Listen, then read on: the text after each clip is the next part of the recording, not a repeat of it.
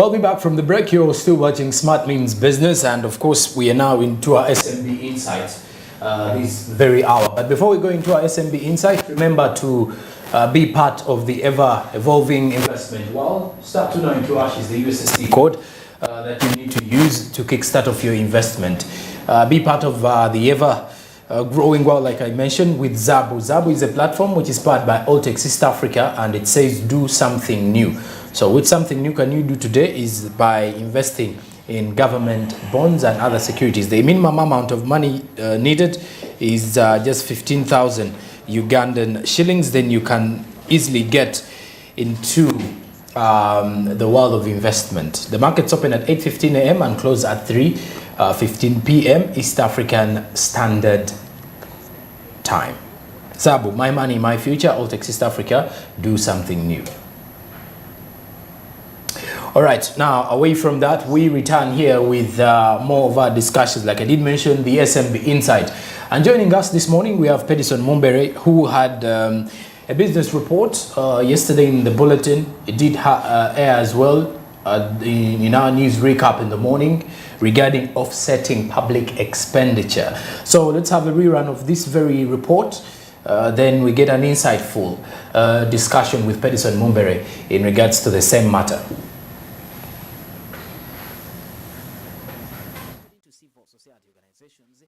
Recurrent expenditures that include wages, salaries, interest on domestic and external debts, plus commitment fees continue to outstand development expenditures, limiting available resources. Government has thus been encouraged to rationalize ministries, departments and agencies (MDAs) in order to reduce redundancies and lower administrative expenses and boost resource management performance. Our concern, our issue, our call for government should be that government should aim at reducing its expenditures, on a bloated government on a bloated public sector by basically rationalizing a different number of MDAs. So if you have duplicated roles being done by a number of MDAs, it would be good for government to merge them, as it was in the call, I think in 2018, to merge them together. And in that case, they would be reducing the government expenditure and as well working towards enhancing government revenue in the long term. Among the respective programs, for instance, agro-industrialization, the multi-million recurrent wage and non-wages expenditure favorably competes with domestic and external development financing. From the civil society's perspective, high administrative costs, corruption and supplementary budget financing, among other issues, have distressed development progresses. Ramadan Igobi, the permanent secretary from the Ministry of Finance, previously confirmed just how far the Office of the Attorney General has gone in regard to rationalization of ministries, departments and agencies despite delays. Implementation of rationalization, it has delayed, but it is on track. The Office of Attorney General is finalizing the legal revisions needed to have these institutions rationalized. From the Ministry of Finance data, of the 48,130.8 billion for the current approved financial year budget, wages accrued 6,375.58 billion, 11,113.89 billion for non-wages, and 661.95 billion for arrears. With efforts to offset domestic revenue still on course through tax reforms, civil society organization further commended government for the implementation of domestic revenue mobilization strategy that foresees an increase in tax to GDP ratio by 0.5% every financial year. The non-tax revenues, we see that most government officials have continued to collect and spend at source. We want to make sure that whatever revenue is being collected is actually collected electronically, so that we minimize on the loss, because right now we know that government is implementing the e-cash system, and there is some kind of resistance when it comes to some of these reforms. So we commend that effort, and we hope that we'll be able to yield a lot of revenue in the long run. As redress of redundancies gains momentum, concerns about the rising debt stock, which peaked at 86.6 trillion as of June from 78.1 trillion, is notable, citing how it still erodes revenue critical for numerous development initiatives. Pedison Mumbere, Smart24 TV, Business Today. So there you have it, offsetting public expenditure. And Pedison does join us to give us more of the civil society, organization, stakeholders, and what is their say in regards to our expenditure as the government and the economy's well-being in the next financial year. Pedison, good morning. Thank you for joining us. Good morning, Joram Sonko and my colleague Andrew. Yes, sir. I also like what you're doing here. Thank you. Like I always say, I'm always at home in the newsroom and see what you're doing here. It's very important. So we are looking at the public expenditure at the moment. Okay. You see, we have been engaging with these civil society organizations for quite a while, and they've been talking to government. They have been urging the government, please, let's make sure the public expenditure is at least worked upon. And because according to them, according to the information, they're saying the recurrent cost of running government, operations in terms of salaries, wages, is higher than the money that is delivered for service delivery. To run, yes. You get In fact, the money that is being released to pay salaries and wages is much more than the money released for service delivery. And that's what they have been talking about all along. Now, what are they saying? They are saying there are some ministries, agencies and departments that are just redundant. Sometimes they're even doing the same work. And they have employees who are being paid by government. Sure. Now, they are saying, let us merge those. Let us rationalize all those MDAs, that's ministries, agencies, and departments together, so that we shouldn't waste a lot of money. You get? So that's what civil society organizations are saying at the moment. Yesterday I was there. That's CS Bank. Some economists from CS Bank. The woman you've just seen on set is called Imelda. He's a budget expert. There's another one called Joseph. He's also an economist from civil society organizations. So this is what is costing the government at the moment. And the president has always talked about this all along. You get? So if we match, like I also supported them at some point because we have ministries, like for example, if you go to the ministry, we have some ministries here. We have the Ministry of State, we have, like, let's say the Ministry of ICT. Yeah, we have the Cabinet Minister, that's we also have Nabosa, we also have Baruku Kanyanga. All those people are ministers in one ministry. So this is what the president is saying. So we are losing a lot of money when it comes to paying salaries, wages, and stuff. And then and the money that they released for service delivery is little high. Is slow. Is much little than the money that goes to these wages. And that's what civil society organizations are talking about. You know, when you mentioned about ministries having, we have ministries having over 3 ministers. I think it takes us back again to that last year when people were actually saying, we're talking about this merging of these parastatals, because they were actually saying, the funny part about the entire thing is, why do we have to pay people to do the same job? That's the point now. We are paying 4 people to do, let's say, the same thing. Something that can be done by one person. True. So I'm actually thinking, well, I think it's something that brings us back to why the government is actually having budget cuts as well. Because this time around you realize, like you've mentioned, most of the money is actually going to salaries. Salaries.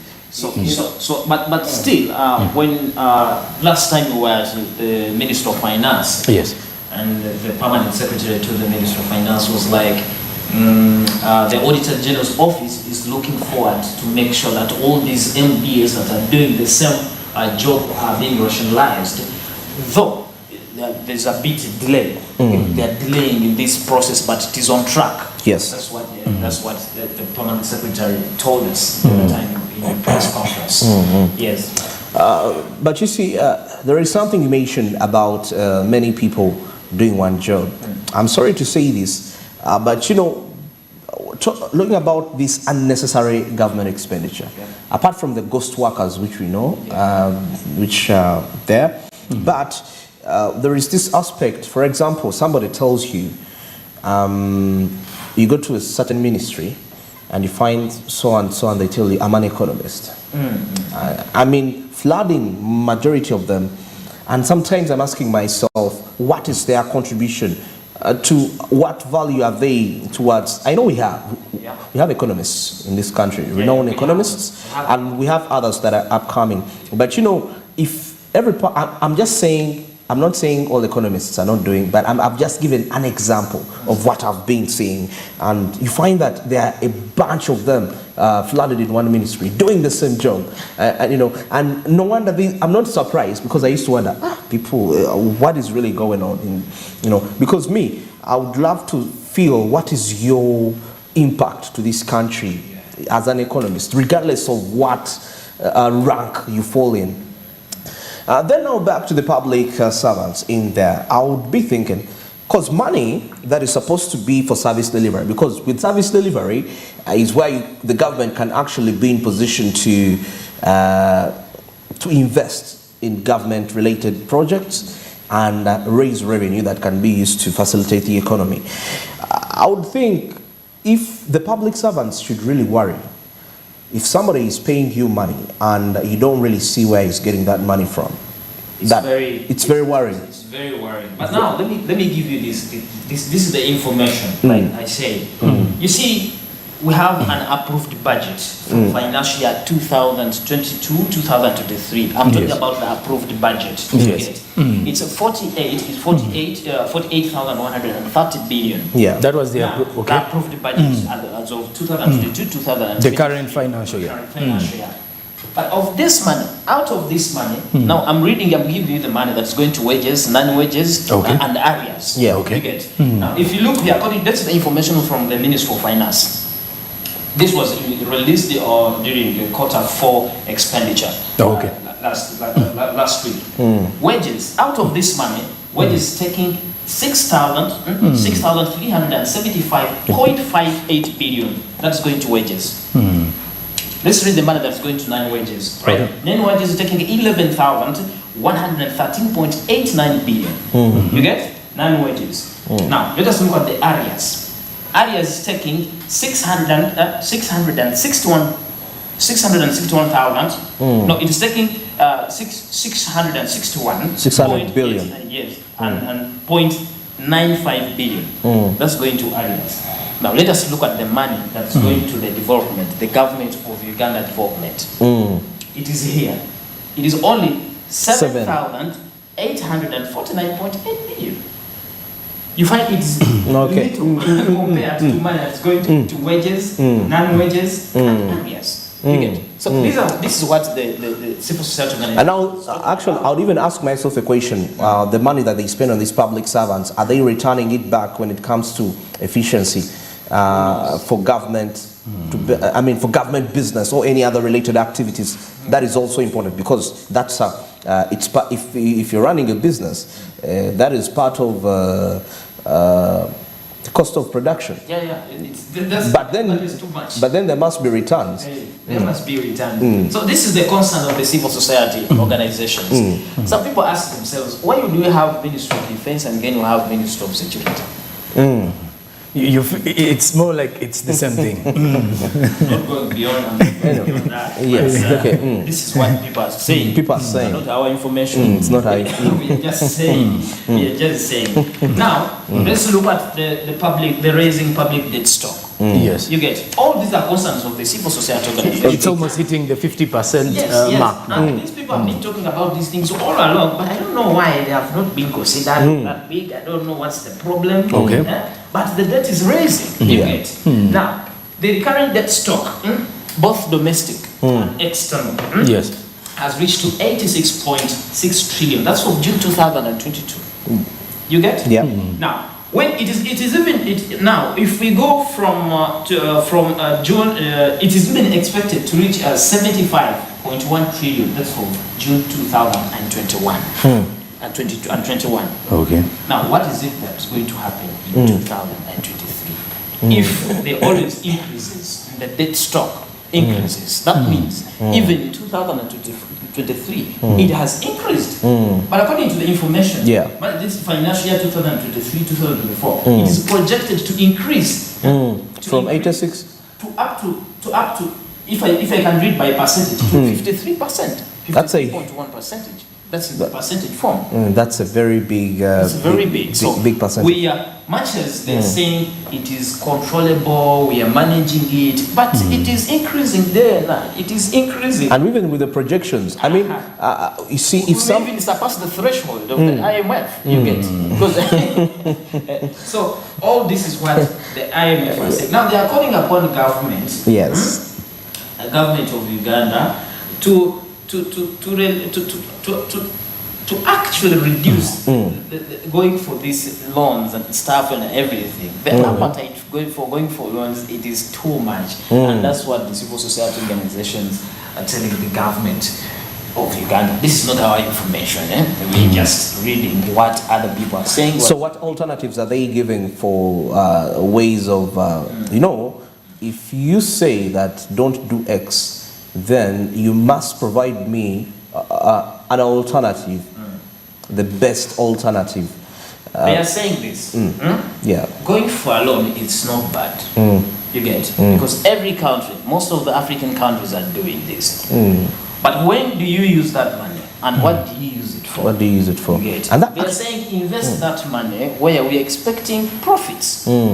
But we find that when we get this money, we get this money to pay salaries, to pay wages. So we borrow to pay. If I pay you wages, if I pay you salary, what do I expect from you? Nothing. And there is paying you when you're delivering. Your service has a strong monetary value attached. Okay. The return. High levels of corruption. When we get this money, we have corrupt people here who are getting that money. They take it for free. For free. We're expecting no profits from there.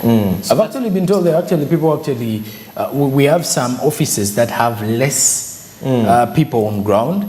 But when you look at the list of salaries, you get to realize that there are quite a number of names that are receiving money, or what you could call ghost accounts. Yes.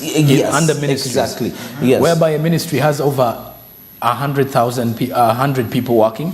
They have a list of 100 people working. But in actual sense, there are 40. Yeah. 40. But according to the list, the payroll is of 100 people. They are paying them, they are disbursing money for them, but they are not working.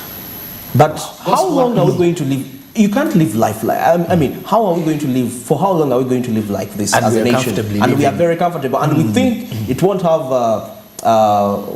can I say, repercussions? The IGs, the Inspectorate of Government, is working on this.